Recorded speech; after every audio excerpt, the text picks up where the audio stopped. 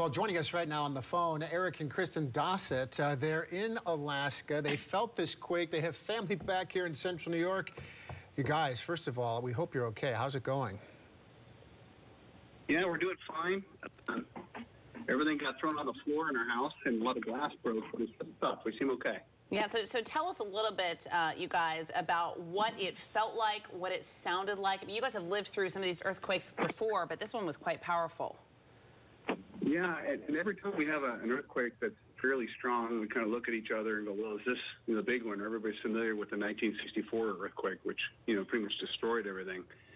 And so I was at work and looking at my coworkers going, well, this is a pretty big one. And then it got really violent, and we all kind of caught in a doorway and tried to shelter there. And then it got worse. This is a long one, and we hustled outside to get out of the building.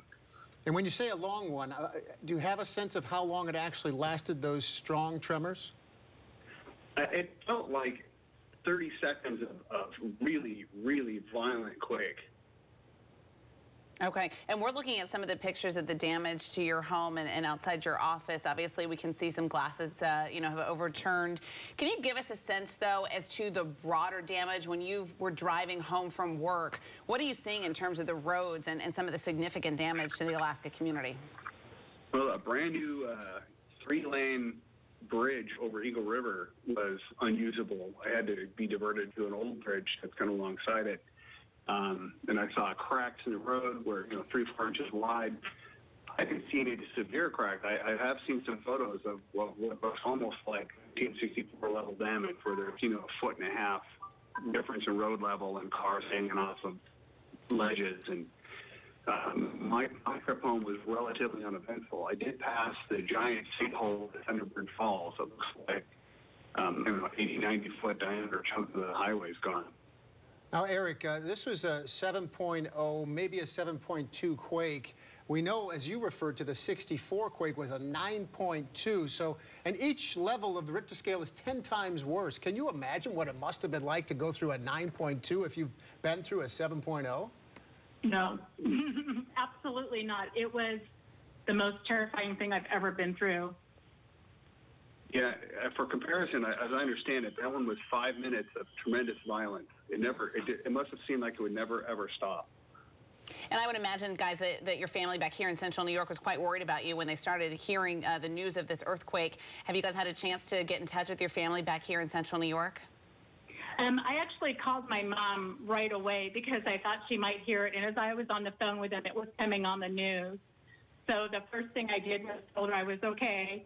And then as we were on the phone, there were several more large aftershocks, and let out a couple of nice words and just let her know that we were okay, and that our son was with me and the dogs were with me, and that Eric was on his way home, and that we were safe. And then we've just been keeping in touch with family the whole day. Well, it is reassuring, and I'm sure they instantly were quite concerned once they heard what was going on. Eric and Kristin Dossett, good luck with the cleanup. We hope there are no significant aftershocks, and we appreciate you joining us here tonight. Thank you. Thank you.